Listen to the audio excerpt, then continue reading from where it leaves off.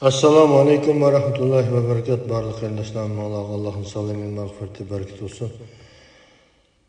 Qarindoshlar, cho'ng gunohlar darsimizni davomlashtiramiz. 70-cho'ng gunoh sahobalarga til tekkizish. A'udhu billahi minashaytonirrojim. Bismillahirrohmanirrohim. Payg'ambar sallallohu alayhi va sallam mundoq deydi. Alloh taolo mundoq deydi. Kimki mening do'stimga dushmanlik qiladi ekan, men uning qarshi urush e'lon qilaman. Imom Buxoriy rivoyat qilgan sahih hadis. Payg'ambar sallallohu alayhi va sallam yana mundoq deydi. Sahobalarimga til tekkizmanglar. Jinim ilkili bo'lgan zot Alloh bilan qasamki, sizlardan biringlar Uhud teg'idek oltin sadiqa bersimi, ularning birining ikki changal yoki uning yermichilik qilgan sadiqasiga to'g'ri kelmaydi. Imom Buxoriy, Imom Muslim, Imom Tirmizi, Imom Abu Davud va Imom Ahmadlar rivoyat qilgan sahih hadis.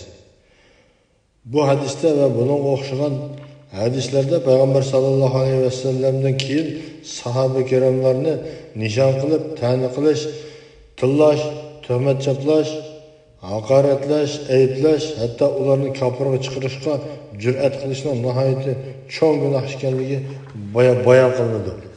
Payg'ambar sallallohu alayhi va sallamning sahobalari haqida Allohdan qo'rqinglar, sahobalar haqida Allohdan qo'rqinglar degan so'zi ochiq oshkora ogohlantirishdir.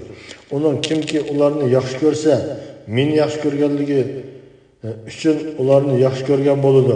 Kimki ularni yomon ko'rsa, meni yomon ko'rganligi uchun ularni yomon ko'rgan bo'ladi degan so'zi ularning fazilati va ortiqchiligiga dalolat bo'ladi. Sahobalarni yaxshi ko'rish sunnat ahlining shuaridir. Chunki ular payg'ambar sallallohu alayhi va sallamga hamro bo'ldi. Unga yordam berdi, iymon keltirdi, uni qo'llab-quvvatladi, jonlari va mollarini uning uchun fido qildi. Shuning uchun sahobalarni yaxshi ko'rgan kishi payg'ambar sallallohu alayhi va sallamni yaxshi ko'rgan bo'ladi. Ularni yaxshi ko'rish payg'ambar sallallohu alayhi va sallamni yaxshi ko'rganligining nishonidir. Ularni yomon ko'rish payg'ambar sallallohu alayhi va sallamni yomon ko'rganligining nishonidir. Bir sahih hadisda bunday deyilgan: Ansarlarni yaxshi ko'rish iymonning jumlasidandir. Ularni yomon ko'rish munofiqlikning alomatidandir. Birlikdagi hadis. Bundoq bo'lishining sababi shuki, ular dastlab musulmon bo'ldi va qiyin chog'larda payg'ambar sallallohu alayhi va sallamning yonida turib, ularning dushmanlariga qarshi jihad qildi. Shuningdek, Ali roziyallohu anhuni yaxshi ko'rishmi iymonning jumlasidandir. Uni yomon ko'rishmi munofiqlikning alomatidandir. Imom Muslim rivoyat qilgan sahih hadis. Sahobalarning faqat payg'ambar sallallohu alayhi va sallam hayot chog'dagi va u vafot bo'lgandan keyingi ahvolni, tarixiy izlarini yaxshi mulohaza qilgan kishilar ularning fazilatini tanib yetoladi.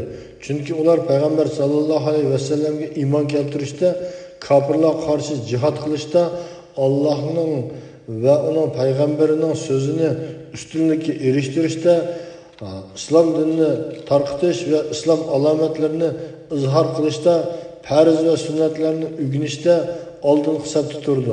Ular bo'lmagan bo'lsa, bu dinning hech qanday asosi bizga yetib kelmagan bo'ladi. Bizmi na farz odatlarni, na sunnat odatlarini bilmagan bo'lardik. Hadislardan xabarsiz qolardik.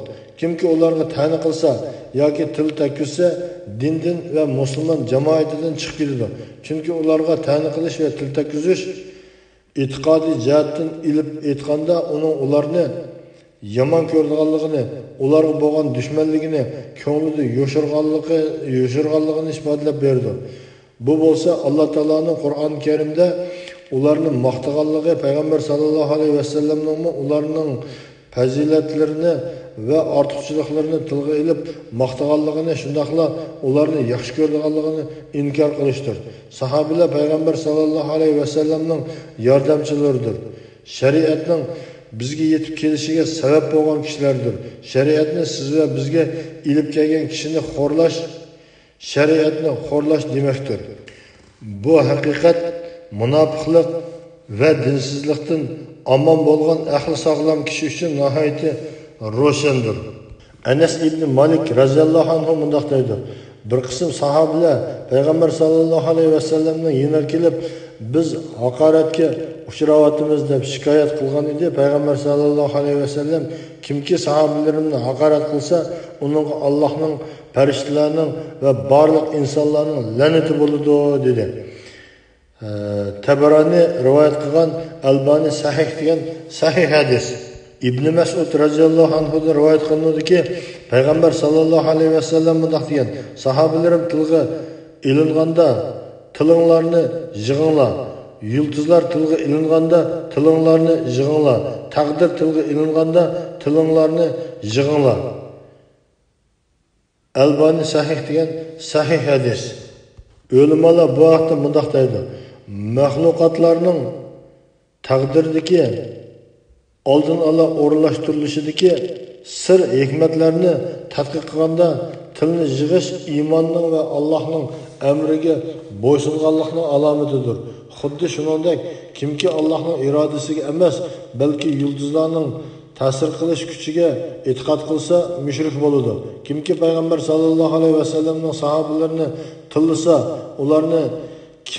ulardan kamchilik izlasa va biror ayb tepib, ularga chaplasa munofiq bo'ladi.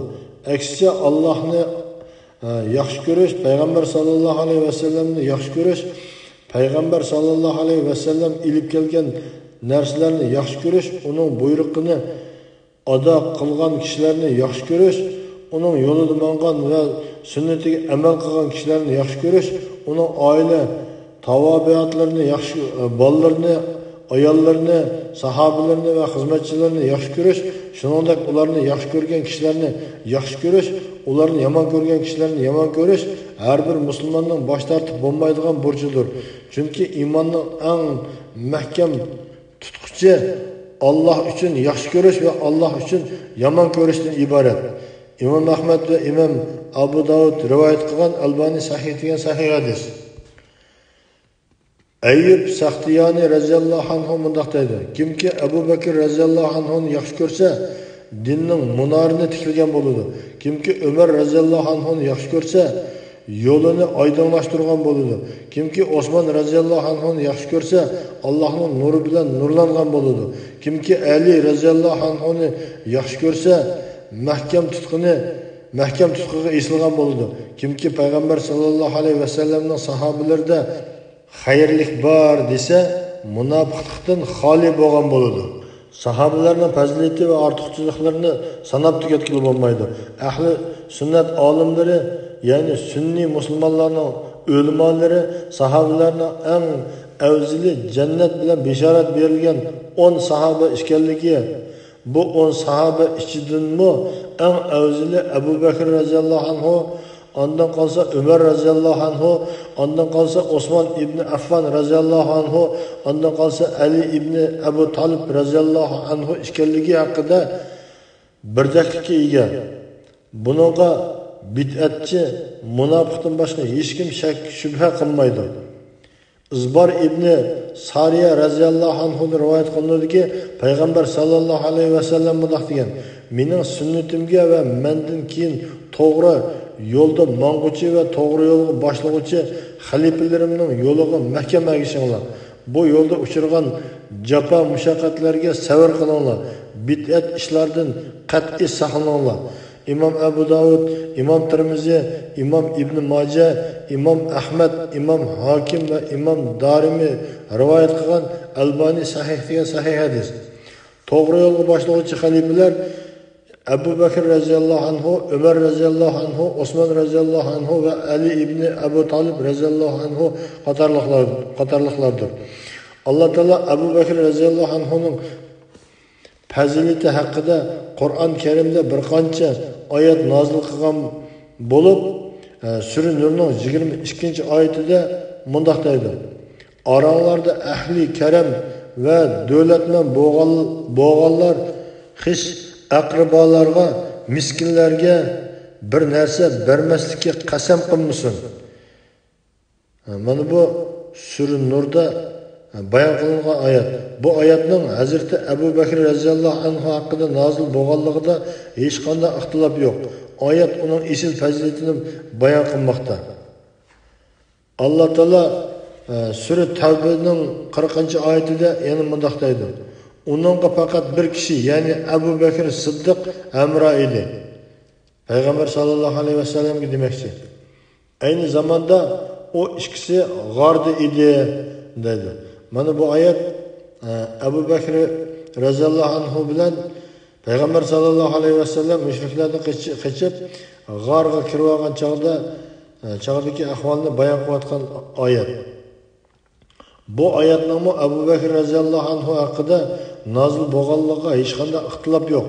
Ayet onun Peygamber sallallahu aleyhi ve sellem'e emra boğallığa guvohlik berdi. Onunla xotirjamlik bilan xo'sh xabar qildi ve o ikisinin üçüncüsü Allah ekanligi bilan onu şereflendirdi. Ömer radıyallahu anhu bu haqda mundaq deydi. Üçüncüsü Allah bo'lgan iki kişiden kimmi afzal bo'la oladi. Allah Teala Sure Zümer'nin 33. ayetinde mundaq deydi. Rast söz yani Kur'an'ı ilip kelgan kişi ve onu itiraf kılgan kişiler yani şular takvadarlardır.